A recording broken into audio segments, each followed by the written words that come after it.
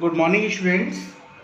Today's topic is how do metal and non-metal react. Okay, start करते हैं. When metals react with non-metals,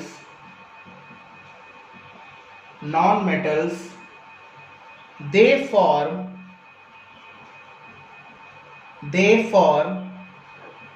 ionic compounds. They form ionic compounds which contain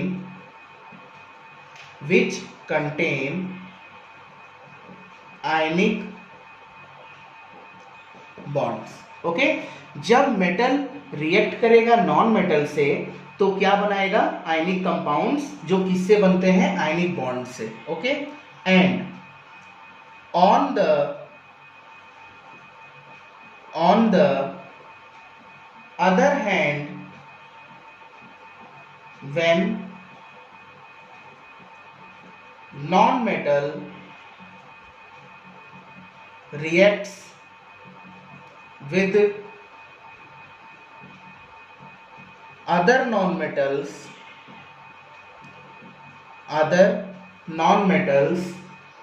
so they form covalent compounds. Okay, यानी जब metal react कर रहा है non metal से तो वो बना रहा है आयनिक कंपाउंड जो आयनिक बॉन्ड से बनते हैं. And on the other hand, when non metal react with non metal, यानी जब एक नॉन मेटल एक अदर नॉन मेटल से रिएक्ट करेगा तो क्या बनाएगा? कोवैलेंट कंपाउंड, जो किससे बनेंगे? कोवैलेंट बॉन्ड से. ठीक है ना. अब हम इसको समझते हैं थोड़ा. जैसे हमने क्या लिया, यहाँ पर एक मेटल लिया ना, एक मेटल ले लिया और यहाँ क्या लिया? एक नॉन मेटल ले लिया. ठीक है ना, नॉन मेटल ले लिया. ठीक, अब मेटल में हमने क्या लिया कि यहाँ पर हमने ले लिया सोडियम. ठीक है ना, सोडियम. और यहाँ क्या ले लिया? क्लोरीन. ठीक है, क्लोरीन हमने ले लिया. अब देखो यहाँ पर क्या है कि सोडियम के लास्ट के आउटर मोस्ट सेल में कितने इलेक्ट्रॉन? एक इलेक्ट्रॉन. ठीक है ना, सोडियम के लास्ट के आउटर मोस्ट सेल में कितने? एक, क्योंकि सोडियम का एटॉमिक नंबर कितना है? इसको हम यहाँ पे लिख लेते हैं 11 को हम इलेक्ट्रॉनिक कॉन्फ़िगरेशन के थ्रू अगर हम इसको करेंगे शेल के थ्रू तो ये कैसे होगा? 2 8 और 1. ठीक है ना, 2 8 और 1. और क्लोरीन का कितना हो जाएगा? 2 8 और 7, क्योंकि क्लोरीन का एटॉमिक नंबर कितना है? 17. ओके, अब देखो सोडियम के लास्ट के आउटर मोस्ट सेल में कितने इलेक्ट्रॉन? ठीक है, 1. और क्लोरीन के कितने? 7. ओके, तो अब ये 7 है. अब इसको एक चाहिए अपना ऑक्टेट कंप्लीट करने के लिए, और सोडियम अपना एक इलेक्ट्रॉन क्या करेगा? लूज करेगा, क्योंकि मेटल की टेंडेंसी होती है इलेक्ट्रॉन को लूज करना और नॉन मेटल की टेंडेंसी होती है इलेक्ट्रॉन को गेन करके अपने ऑक्टेट को कंप्लीट करना. ठीक है, तो हम यहाँ पर एक ड्रॉ करते हैं फिगर. देखो ये हमारा हुआ न्यूक्लियस. ठीक है ना, ये हमारा हो गया न्यूक्लियस. ये हो गया हमारा फर्स्ट ऑर्बिट, ये हो गया सेकंड ऑर्बिट, ये हो गया हमारे पास थर्ड ऑर्बिट. यहाँ भी हमने एक न्यूक्लियस लिया, ये हो गया हमारे पास फर्स्ट ऑर्बिट, ये हमारे पास हो गया सेकंड ऑर्बिट, और ये हमारे पास हो गया क्या? Third orbit. ठीक है ना. अब देखो एक चीज, सोडियम के सबसे पहले सोडियम देखते हैं. ठीक है, सोडियम के फर्स्ट सेल में कितने इलेक्ट्रॉन है हमारे पास? यहाँ पर हमारे पास कितने हैं? 2. अब सेकंड में कितने हैं? 8. तो 1 2 3 4 5 6 7 8 ना. और लास्ट में कितना है हमारे पास? 1. यानी लास्ट के आउटर मोस्ट सेल में कितने इलेक्ट्रॉन? एक इलेक्ट्रॉन. क्लोरीन के पास आते हैं. फर्स्ट सेल में कितने इलेक्ट्रॉन? 2 हो गए. और सेकंड में कितने हो गए? 1 2 3 4 5 6 7 8. और लास्ट में कितने हैं? 1 2 3 4 5 6 7 है. ठीक है ना. अब यहाँ पर देखो मेटल की टेंडेंसी क्या है? इलेक्ट्रॉन को लूज करने की, और ये क्या किया? इलेक्ट्रॉन को लूज किया और कहाँ दिया? क्लोरीन के पास ना. क्लोरीन ने क्या किया? उसी इलेक्ट्रॉन को एक्सेप्ट किया. इसको थोड़ा सा डार्क बना देते हैं. इस इलेक्ट्रॉन को एक्सेप्ट करके अपने ऑक्टेट को कंप्लीट किया. तो मेटल ने क्या किया? इलेक्ट्रॉन लूज किया, और नॉन मेटल ने क्या किया, इलेक्ट्रॉन गेन किया, गेन इलेक्ट्रॉन ना, गेन इलेक्ट्रॉन। ठीक है, तो अब यहां पर देखो हम यहां पर लिखते हैं सोडियम Na लिखा, सोडियम के पास हमने कितना था 2, 8 और 1 था। ठीक है, अब सोडियम ने क्या किया, एक इलेक्ट्रॉन लूज किया, लूज करने के बाद क्या हुआ, ये बचा Na प्लस एक इलेक्ट्रॉन बाहर आ गया। ठीक है, अभी इसके पास सोडियम के पास क्या थे, 11 प्रोटॉन थे और 11 इलेक्ट्रॉन थे, लेकिन जैसे ही एक इलेक्ट्रॉन हट गया तो इसके पास इलेक्ट्रॉन कितने बचे, 10 इलेक्ट्रॉन, और प्रोटॉन कितने से बढ़ गया, 1 से बढ़ गया। ठीक है ना, एक इलेक्ट्रॉन से बढ़ा ना, प्रोटॉन देखो 11 प्रोटॉन 11 इलेक्ट्रॉन, जब एक इलेक्ट्रॉन कम हो गया तो प्रोटॉन कितने से बढ़ा, 1 से बढ़ गया, तो सोडियम पर कितना आया, 1 पॉजिटिव आया ना, अगर 2 से होता तो डाई पॉजिटिव, 3 से होता तो ट्राई पॉजिटिव, तो सोडियम क्या हुआ, पॉजिटिव। अब इसी को हम क्या कहते हैं, आयन बोलते हैं, क्या बोलते हैं, आयन बोलते हैं।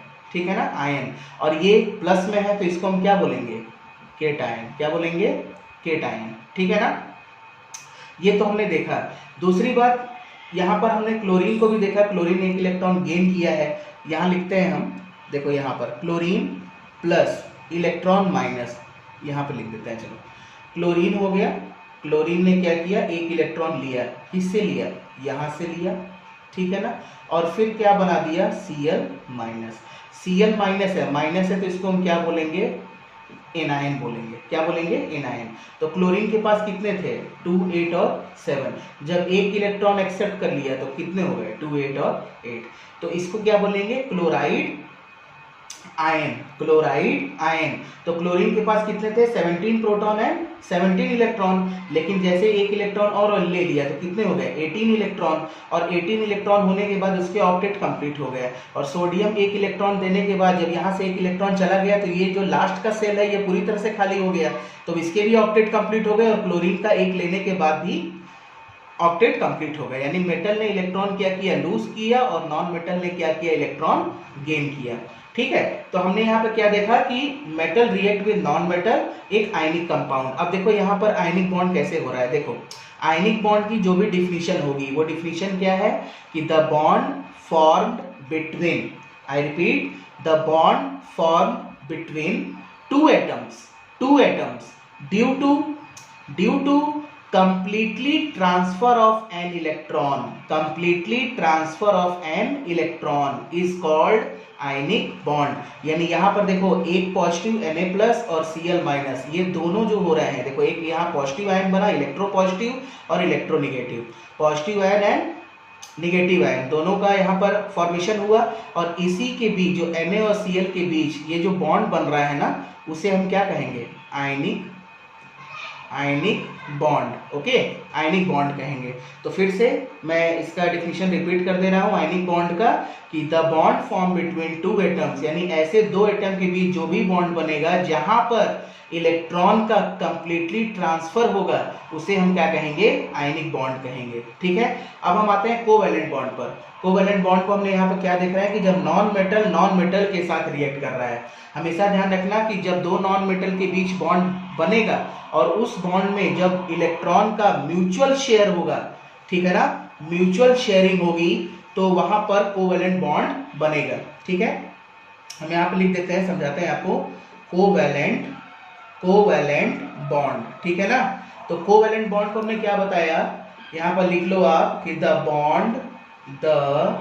Bond formed between two atoms, the bond formed between two atoms due to mutual sharing of an electron is called covalent bond। ठीक है ना, तो दो एटम्स के बीच जब भी बॉन्ड बनेगा जहां पर इलेक्ट्रॉन का म्यूचुअल शेयर होगा। ठीक है, एग्जांपल के थ्रू हम इसे समझते हैं। हमने यहाँ पर ले लिया हाइड्रोजन और यहाँ पे ले लिया क्लोरीन। हाइड्रोजन के लास्ट के आउटर मोस्ट सेल में कितने इलेक्ट्रॉन, 1, और क्लोरीन के लास्ट के आउटर मोस्ट सेल में कितने इलेक्ट्रॉन, 7, तो 1 2 3 4 5 6 7। अब यहाँ पर हाइड्रोजन और क्लोरीन आपस में एक एक इलेक्ट्रॉन की शेयर करेंगे। जब ये एक एक इलेक्ट्रॉन का शेयर करेंगे तब जाके हाइड्रोजन क्या बनाएगा, डुप्लेट। पूरे पीरियोडिक टेबल में हाइड्रोजन क्या बनाता है, डुप्लेट, ठीक है ना। और क्लोरीन क्या बनाएगा, अपना ऑक्टेट कंप्लीट करेगा, ठीक है। तो हाइड्रोजन और क्लोरीन क्या करते हैं, आपस में एक एक इलेक्ट्रॉन का शेयर करते हैं। अब ये जो इलेक्ट्रॉन की शेयरिंग हुई है ये दोनों के वैलेंस इलेक्ट्रॉन में काउंट होगा, ठीक है ना, दोनों के वैलेंस इलेक्ट्रॉन में काउंट होगा, क्योंकि यहाँ पर म्यूचुअल शेयरिंग हुआ है। तो यहाँ पर क्या हो जाएगा, एक बॉन्ड का फॉर्मेशन हो जाएगा इस तरह से। इसी बॉन्ड को हम क्या बोलते हैं, केमिकल बॉन्ड के भी नाम से जानते हैं, ठीक है। केमिकल बॉन्ड की जब भी डिफिनीशन आपसे पूछी जाए तो क्या बोलेंगे कि एक फोर्स काम करता है जो दो एटम्स को आपस में बांधे रखता है किसी भी एक मॉलिक्यूल के अंदर। तो the attraction forces which binds atom together in a molecule is called chemical bond. Okay, I repeat, the attraction forces, एक फोर्स है जो दो एटम को बांधे रखा है एक मॉलिक्यूल के अंदर, उसे हम क्या कहेंगे, chemical bond. The attraction forces which binds atom together in a molecule is called covalent bond. Okay, तो कोवैलेंट बॉन्ड बन रहा है यहाँ पर। और यहाँ पर एक चीज और देखिए आप, कि hydrogen non metal, chlorine non metal, यानी हम क्या कह सकते हैं कि in general the bond form between, यानी जनरल भाषा में कही जाए तो जहां पर इलेक्ट्रॉन का शेयर हो रहा है और दो नॉन मेटल के बीच हो रहा है तो उसे हम क्या कहेंगे, कोवैलेंट बॉन्ड। जिसे हमने यहाँ पर लिखा भी है कि जब नॉन मेटल रिएक्ट होता है एक अदर नॉन मेटल से तो उसे हम क्या कहते हैं, कोवैलेंट बॉन्ड, कोवैलेंट कंपाउंड, ठीक है ना। अब ये दो टाइप के होते हैं। पहला जो होता है वो होता है polar covalent bond, polar covalent bond, ठीक है।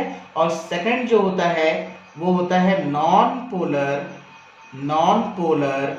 Covalent bond, non polar covalent bond. यानी पोलर कोवैलेंट बॉन्ड का मतलब क्या हुआ कि ऐसा कोवैलेंट बॉन्ड जो दो डिसिमिलर एटम के बीच बनता हो, दो डिसिमिलर एटम्स के बीच बनता हो, उसे हम कहेंगे पोलर। और जो दो सिमिलर एटम्स के बीच बनेगा उसे हम क्या कहेंगे, नॉन पोलर, ठीक है ना। ये बात हमेशा ध्यान रखना। तो हमने यहाँ पर क्या देखा कि जब मेटल नॉन मेटल के साथ रिएक्ट करेगा तो आयनिक बॉन्ड बनाएगा, जब एक नॉन मेटल के साथ रिएक्ट करेगा तो क्या बनाएगा, कोवैलेंट बॉन्ड। ओके।